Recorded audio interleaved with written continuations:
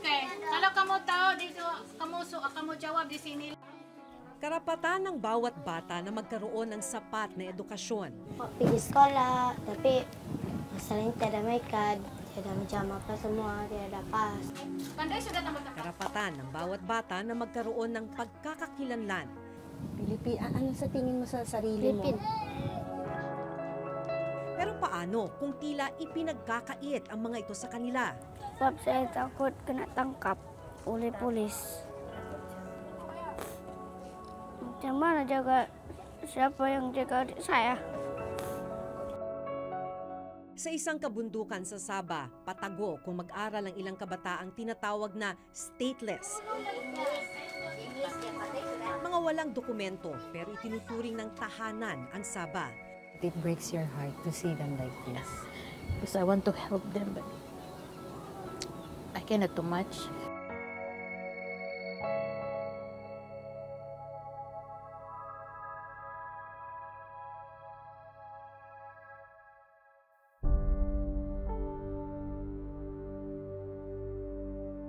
Doon actually tayo galing, kung saan daming tindahan, daming kainan.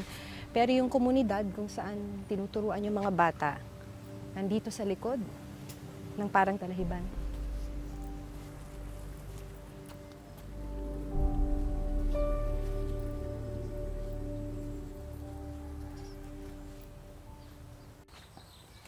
Doon.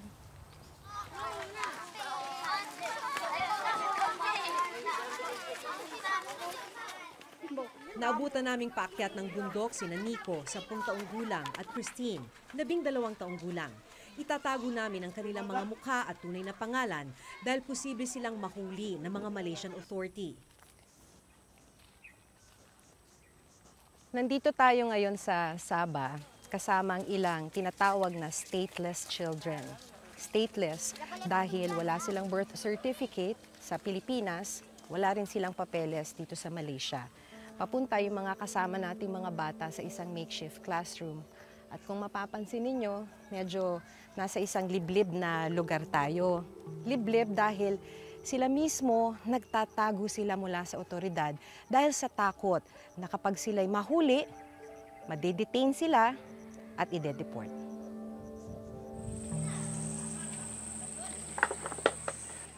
Ang batang si Nico dito na sa Sabah isinilang ng kanyang mga Pilipinong magulang na wala ring mga papeles.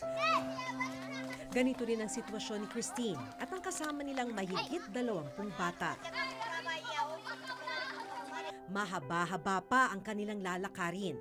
Nasa tuktok kasi ng bundok ang kanilang gawa-gawa o makeshift na silid-aralan.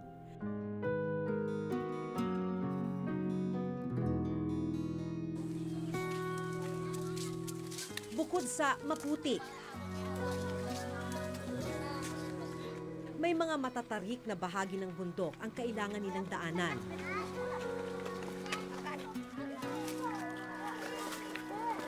Pero tila sanay na sina Nico at Christine. Bakit gusto mong nagpupunta dito pagka may nagtuturo? Sebab saya mau pandai, mau jadi cita-cita lawyer, mau keluar negeri. Bakit gusto mo maging lawyer? I want to help my parents. You want to help your parents. Yes. I want to work. You want to work. You want to earn money. Yes. Dahil dito na sila sa Sabah, hindi marunong magsalita ng wikang Filipino ang mga bata. Ang alam nila, wikang Bahasa Melayu. Pag nagpasok ka ng eskwela, ano yung gusto mo? Ano yung pangarap mo? Ano yung gusto mong maabot? Mau jadi cikgu. Sebab bikin pintar budak-budak. Naniniwala kang maaabot mo pa yon na magiging teacher ka? Iya. Aku mau balik kampung di Filipina.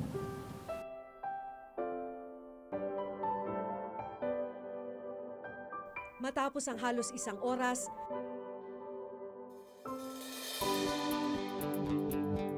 naabot na namin ang tuktok ng bundok.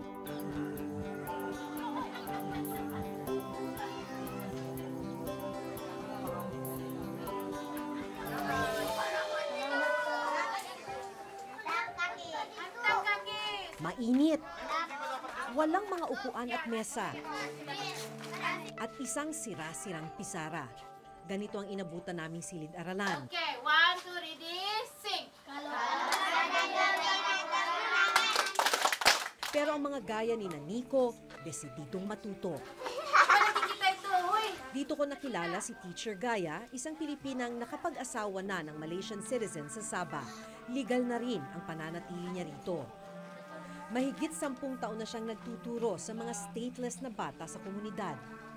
Bakit niyo ito ginagawa? Why do you do this for the children? I can see the needs of the children. When I see children around, especially these children, we say that they are poor, they cannot able to go to school. Gustong-gusto talaga nilang maghawak ng pencil. Yung iba nga, hindi, what is pencil, hindi nila alam. Ito yung mga importante ba? And make me a challenge that I was also captured by police and I went to the detention. Mostly Filipinos, they don't know how to write names. Why? Because they are not educated. Dahil bawal po sila sa loob ng eskwelahan. Yeah. So, take me a challenge here that, can I do something for the community? I'm a Filipino. And who will help the Filipinos children? Okay, kalau kamu tahu dito, kamu jawab di sini. Sa murang edad, naiintindihan na nila Nico at Christine ang mga limitasyon nila dahil sa pagiging stateless. Sa pagkakaalam mo, bakit hindi kayo makapunta ng eskwela? Sebab kami tiada may kad. Pero gusto mo. Bakit mo gusto sana na sa tunay na eskwelahan ka nag-aaral? Sebab bikin pintar. Sa tingin mo, mas marami kang matututunan pag sa eskwelahan. Iya. Gusto mo ring magsuot ng uniform. Macam mau juga lah macam gitu. Macam mau pergi sekolah. Tapi masalahnya tiada may kad. Tiada macam apa semua. Tiada pas. Tagalog. I teach. Sa kabila ng kakulangan sa mga gamit at pasilidad, kitang-kita raw ni Teacher Gaya na pursigido silang matuto. You want to learn? Yeah, chigu kami mau. We want. Like, it's more than longing for food. I said, yeah, it's a simple things. It doesn't take about 24 hours to be here. Just for 2 hours and it really mean to them already. Yung mga bata po, kahit saan na makapag-aral lang. Yeah. Napansin niyo po sa kanila Yeah. yun. Even you go to under the tree, they will Susunod go po there. sila. Uupo yan kahit dyan sa damo. Must break your heart, no? Yeah. To listen to those kinds of I comments. just like want to close my eyes and I just like, because I cannot do much. I understand. When I said, Lord, it's all up to you. Yeah. It's the comfort. You know, sometimes the police come. You know where they sleep? I have one family, they sleep in the graveyard. You just put the tent. Sometimes they don't have food. So, They don't have food because the parents know what. They just sleep without food. Ang tanging sigurado para kay Teacher Gaya, Panday sudah tambah-tambah. hindi siya magsasawang magturo hanggat may mga batang gaya ni Nico at Christine. hanggang kailan niyo po gagawin itong pagtuturo sa mga stateless children? As long as I have strength. Just like commitment to the Lord. Na in love kasi ako ni Lord.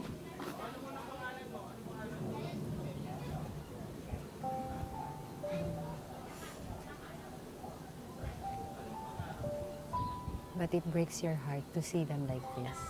Because I want to help them, but I cannot do much. But I'm still praying that our government can do something.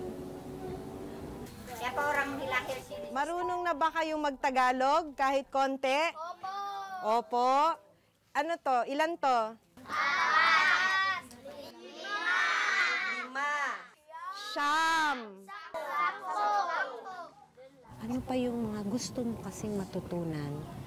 Kaya gusto mong magpunta sa tunay na eskwelahan? Oh, belajar bahasa Inggeris. Jadi pandailah yang itu ya. Inggris aja. Iya, sama macam Melayu. Gusto mo pa na matutong mag-English? Bakit?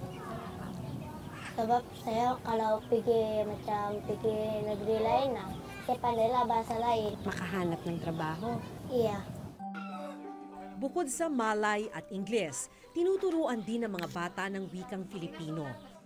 At kahit ni minsan, hindi pa sila nakatungtong sa bayan nila sa Pilipinas, pangarap nilang makapunta rito balang araw. Tingin mo, Pilipino ka o Malaysian? Pilipinas. Ano sa tingin mo sa sarili mo? Pilipino. Yes. Saan mo gustong tumira? Dito o sa Pilipinas? I want to. Dalawa. Gusto mo maging Pilipino at Malaysian din? Yes. Yes. Kaya gusto mo ring matutong mag-Tagalog, Pilipino? Yes. Bakit gusto mo na Pilipino at Malaysian ka? Dalawa. Sebab saya mau tengok dua-dua. Kebahagiaan. Sebab saya mau tengok kebahagiaan dua-dua. So gusto mong makita ang Pilipinas? Ya. Sa bawat araw ng mga bata sa bundok, nasa likod ng kanilang mga isip ang takot na baka mahuli ng mga pulis. Kaya ni makapasyal sa syudad, hindi nila magawa. Kalau macam ada polis datang, terpaksa lah saya tapuk. Paano kayo nagtatago? Kat bawah, dikumus dengan manta. Saya dekat di bawah kolong. May mga lugar ka bang hindi pinupuntahan dahil natatakot ka? Iya. Macam mau pergi keke, mau pergi nanam, cari kerja, tidak dapat. Tapi dekat keke banyak polis, macam ada cek pas, mekad. Kaya dito ka na lang, hindi ka lumalayo dito. Iya, tidak dapat jalan. Ang ikinatatakot ni Nico at Christine, naranasan ng 10 taong gulang na si Adam.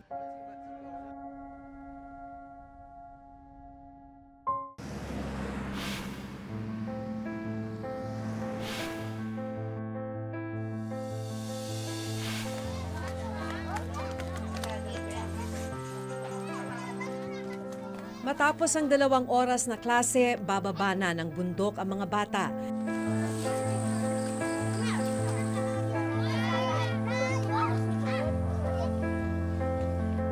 Kabilang sina Nico at Christine.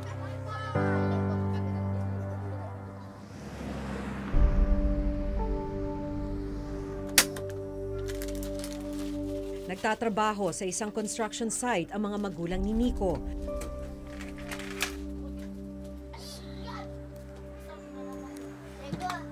Kaya siya ang nag-aalaga sa kanyang mga kapatid pagkatapos ng klase.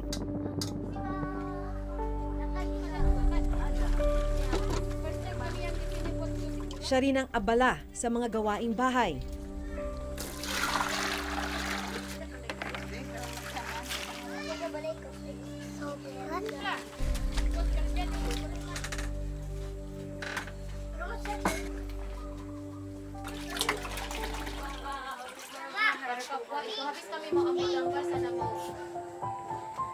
Pagkatapos alagaan ng mga kapatid, ballpen at isang lumang notebook naman ang kanyang haharapin. Para kay Nico, hindi natatapos sa kanilang silid ang kagustuhang matuto. Saya suka sekolah. Saya mau kerja lawyer, mau tolong ibu bapak. Dahil stateless o walang nasyonalidad, laging nangangamba si Nico na mahuli ng mga pulis at makulong. Naging kalakaran daw kasi sa Sabah na i-detain ang sinumang walang papeles sa Sabah, bata man o matanda, bago sila ibalik sa Pilipinas. Kung tutuusin, labag ito sa UN Convention on the Rights of the Child kung saan nakalagda ang Malaysia. Undocumented kung ituring sila ng Malaysian government. Malungkot na katotohanan kahit na itinuring na nilang tahanan ng Sabah. Saya mau macam orang lain, boleh keluar, tiada ketakutan. Saya tiada pas macam orang lain, sebab saya mau jadi macam orang lain. Hiling ni Nico mabigyan silang mga bata ng dokumento o kung tawagin nila ay pass para makapanatili rito sa Sabah ng legal.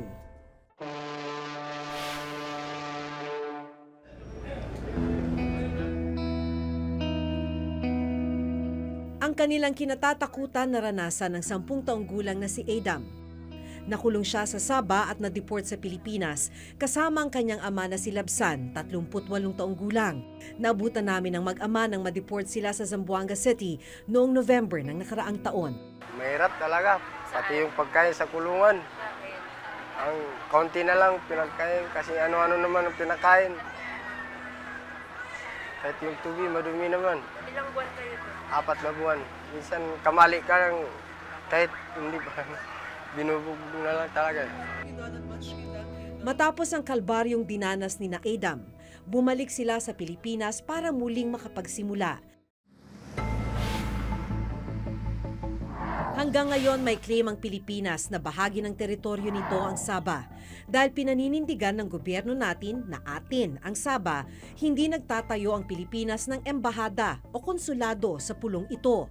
Kaya para sa mga Pilipinong nakararanas ng problema sa Sabah, kailangan pa nilang dumulog sa Kuala Lumpur. Of course, hindi natin iiwan yung plane natin doon. However, meron tayong mga certain operations which are very legal, very respectful of the Malaysian government, where we try to help our Filipinos there by consular missions, health missions, or schools that we put up there, or learning centers to help our Filipinos.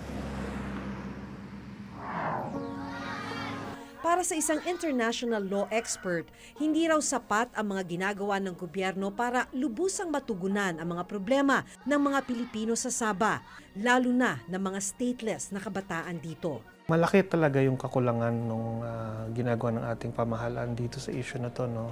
Ngayon, kung seryoso sila na hindi nila i-give up yung claim na yon, no? Dapat kahit kaunti man lang, ay mayroon silang efforts, mayroong pondong inilalaan para siguraduhin na yung status ng ating mga kapatid doon ay hindi nanganganib, no? Dahil hindi pa rin nare-resolba ang agawan ng teritoryo ng Pilipinas at ng Malaysia, ang mga kabataang gaya ni Nico at Christine ang naiipit at hindi nabibigyan ng kanilang pangunahing pangangailangan gaya ng edukasyon at serbisyong medikal. Definitely, they are not being ignored. We have them in mind. That is why the Department of Foreign Affairs through the Philippine Embassy in Kuala Lumpur is fully engaged in making sure that their needs are met. Katulong ng Department of Foreign Affairs ang Department of Education para matugunan ang pangangailangan ng mga kabataan sa edukasyon sa Sabah. Sa tala ng DFA at DepEd, nasa 30,000 ang stateless children sa bansa. 2 teams na ang pumunta doon. Ang ginawa natin, nag-train tayo ng mga teachers. Itong mga batang ito ay Pilipino. Maski wala silang papel na dala-dala, ay Pilipino pa rin sila.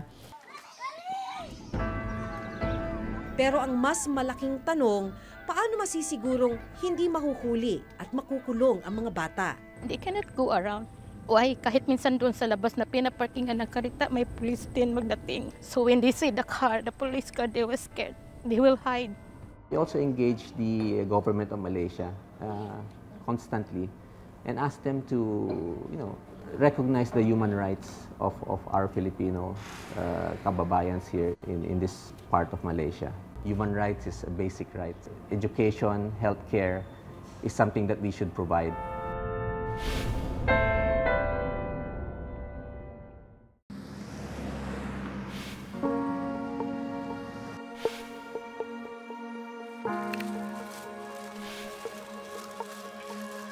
Habang hindi pa nare-resolba ang issue sa claim ng Pilipinas sa Sabah,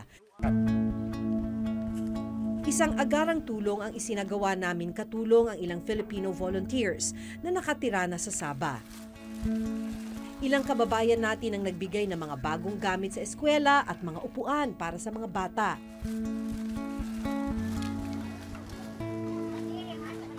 Sa Gembirala, dapat buku, pensel, warna.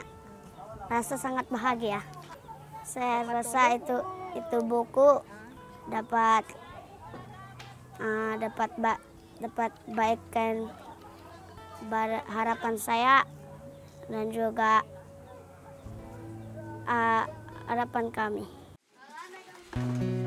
Kung Kung tutuusin, paunang Lunas pa lamang ang tulong na ito sa mas malalim na problemang kinakaharap ni Nico at Christine.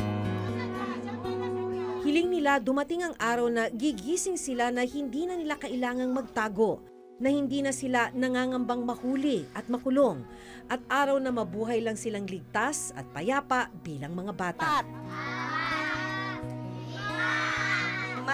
Mula rito sa Sabah, ako si Maki Pulido at ito ang nakatala sa aking Reporter's Notebook.